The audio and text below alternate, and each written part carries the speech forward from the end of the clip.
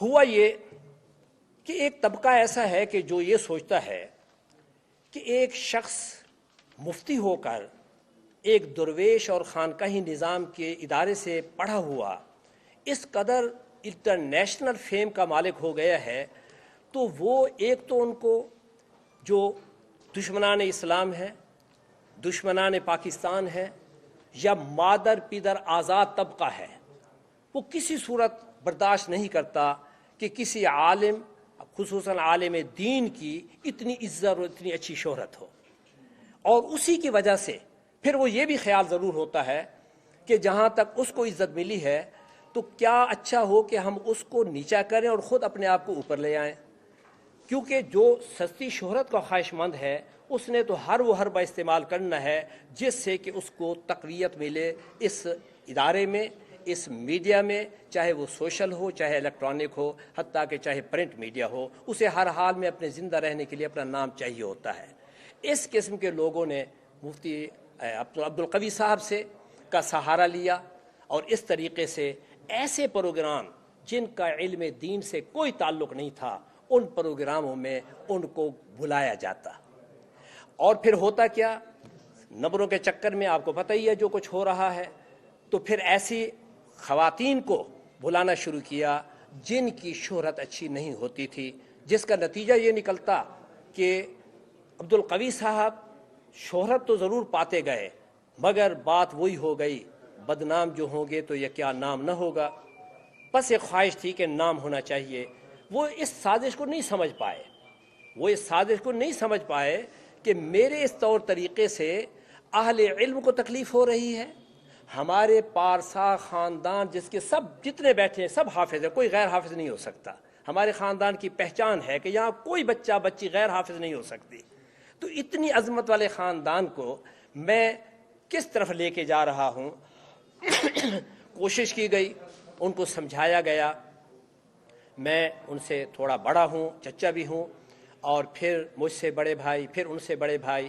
تو سب سے بڑے بھائی وہ تھے جن کے وہ صاحبزادے ہیں، وہ بھی سمجھاتے تھے.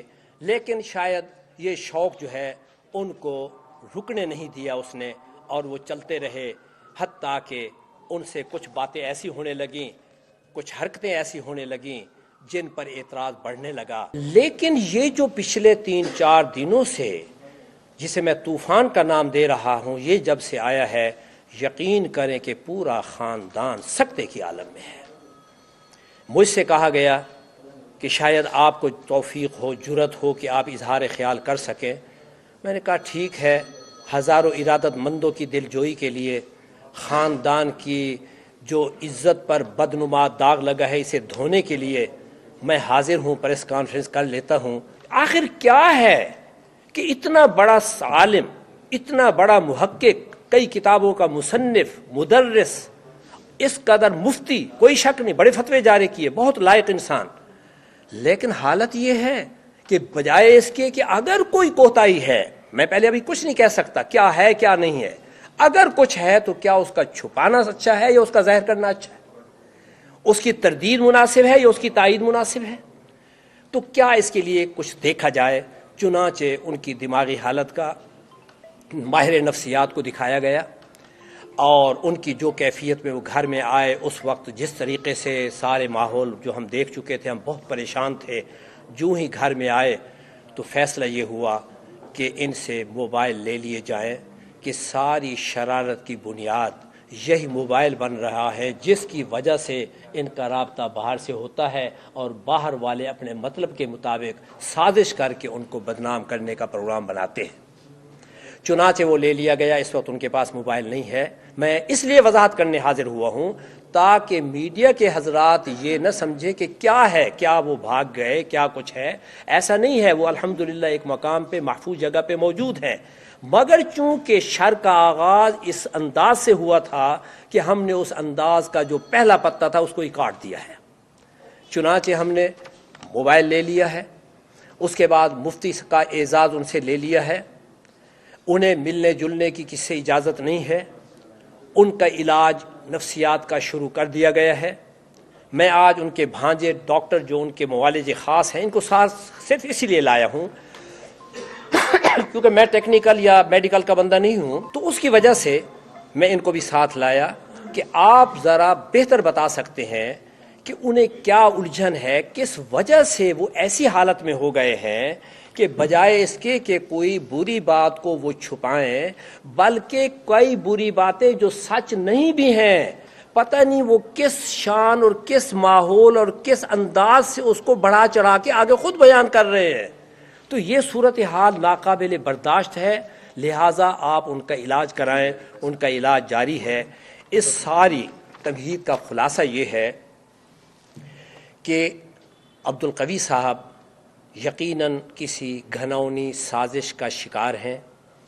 میں بالکل یہ نہیں کہنا چاہتا کہ وہ بے قصور ہیں، کیوں؟ اس لیے کہ ان نے یہ اپنے گرد جو جال بنایا اس کے ذمہ دار بھی وہ خود ہے، وگرنہ وہ اگر احتیاط کا دامن تھامتے اور اس قسم کے ہر ماحول سے پرہیز فرماتے جس میں کہ علماء دین نہیں شرکت کیا کرتے۔ آپ کو اندازہ ہوگا کہ میں کئی مرتبہ روحی میں اور آپ کے وسیم میں اور مختلف چینل پہ پروگراموں پہ آیا ہوں، تو شرط ہوتی ہے کہ صرف اور صرف دینی حوالے سے گفتگو ہوگی۔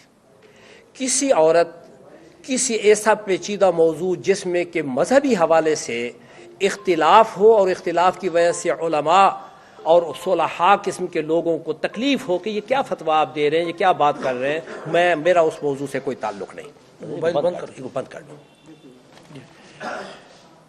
تو ان نے اس کی بات کا احتیاط نہیں کی، ایسی خواتین کے ساتھ آنا شروع کیا جن کے ساتھ ایک صاحب علم کو بیٹھتے ہوئے کوئی خصوصاً عزت محسوس نہیں ہوتی، لیکن ان نے پتہ نہیں کس خیال سے ان کے ساتھ نشست کی اور انتہائی غلیظ گفتگو اور انتہائی گھٹیا حرکات تک مسئلہ جب پہنچا تو اس پر پورا خاندان ان کو ملامت کر رہا ہے، پورے ارادت مند سخت پریشان ہیں، صبح سے شام تک فون آتے ہیں، جی کیا لگتے ہیں آپ کے، بھائی آپ کیسے نہیں جانتے کہ وہ کیا میرے لگتے ہیں، میں جانتا ہوں، صرف آپ میرے منہ سے سن کر مجھے شرمندہ کرنا چاہتے ہیں، ٹھیک ہے میرے بھتیجے ہیں، مگر ان کو کیا ہوا، کیسے وہ سازش کا شکار ہوئے، کس طریقے سے وہ لوگ جو ابھی لوکل شہرت کے مالک تھے یا زیادہ سے زیادہ ملکی سطح تک وہ شہرت رکھتے تھے، آج ان کو یہ خواہش ہوئی کہ کیوں نہ ہم ایسے آدمی کا سہارا لیں جو انٹرنیشنل شہرت رکھتا ہے۔ تو اور اس کی وجہ سے ہمیں بھی ظاہر ہے کہ اب عبدالقوی کے نام سے کسی کا نام جائے گا تو یقینی بات ہے اس کو بھی شہرت ملے گی، اس کا نام بھی آئے گا۔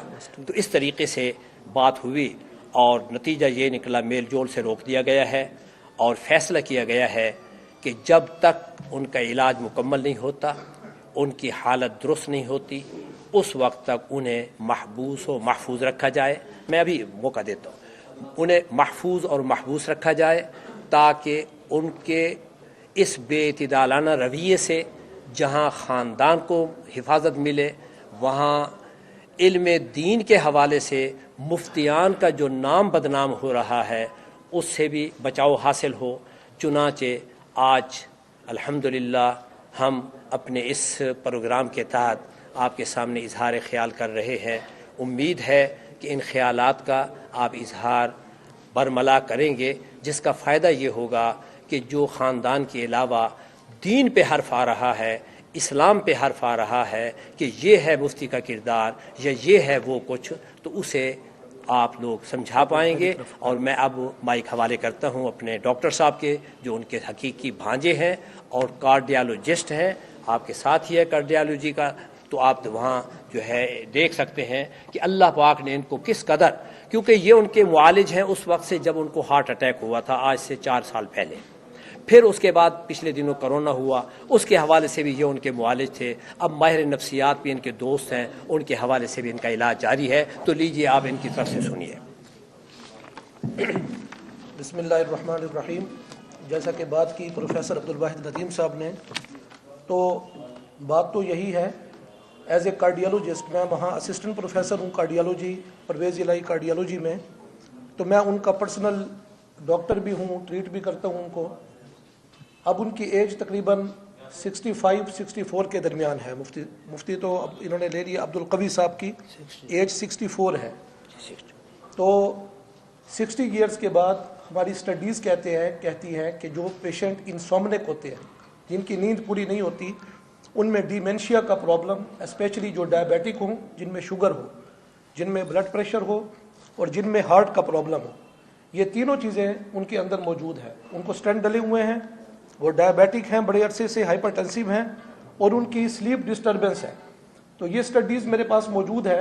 60 ایئرس کے بعد ایسے لوگوں میں ڈیمینشیا کا پرابلم بڑھ جاتا ہے. تو جب ہمیں یہ چیز ڈائگنوز ہوئی تو ہم نے ایک سائیکیٹرسٹ سے، ایک ماہر نفسیات سے رابطہ کیا. انہوں نے ان کی ٹریٹمنٹ سٹارٹ کرائی. لیکن آپ کو یہ بات سن کر حیرت ہوگی کہ جو پیشنٹ جس کو اسٹینٹ ڈلے ہوئے ہیں، آپ جانتے ہیں کہ اس کے لیے میڈیسن لینا از حد ضروری ہوتا ہے.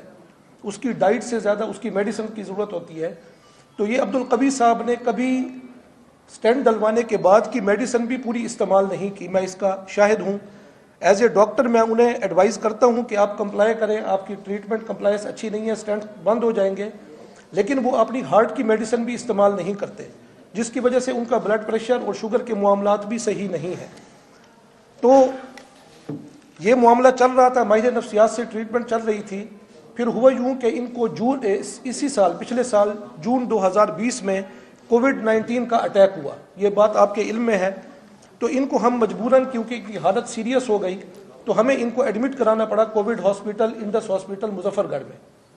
اب یہ چیز اظہر من الشمس ہے، یہ لوگ جانتے ہیں، سٹڈیز آ چکی ہیں. میرے پاس یہ سٹڈی ہے، پورا آرٹیکل ہے کہ کووڈ کے بعد جہاں پھیپھڑے انوالو ہوتے ہیں، لنگز، اور جہاں ہارٹ انوالو ہوتا ہے، اور جہاں باقی سسٹمک پرابلم ہوتے ہیں، وہاں سب سے زیادہ دماغ پہ اثر ہوتا ہے انسان کے. اور یہ سٹڈی کہتی ہے کہ جن پیشنٹس میں ڈائبٹیز تھی اور جن میں کووڈ ہوا اور جن کی ایج زیادہ تھی، ان میں کئی گنا یہ مسئلہ بڑھ گیا، ڈیمینشیا جس کو بولتے ہیں. اب لوگ یہ چیز نوٹ کر لیں.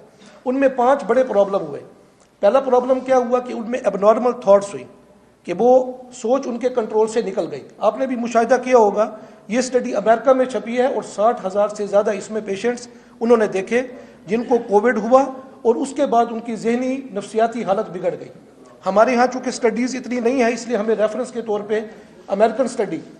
اس کے بعد نمبر 1 اب نارمل تھاٹس، نمبر 2 کیا تھا، ان میں اب نارمل بیہیویئر تھا. اب نارمل بیہیویئر اس چیز کا نام ہے کہ انہیں پتہ نہیں کہ کس موقع پر کیا کرنا ہے، کیا چیز کس موقع پر کرنی ہے. آپ نے عبدالقوی صاحب کی ویڈیوز میں دیکھا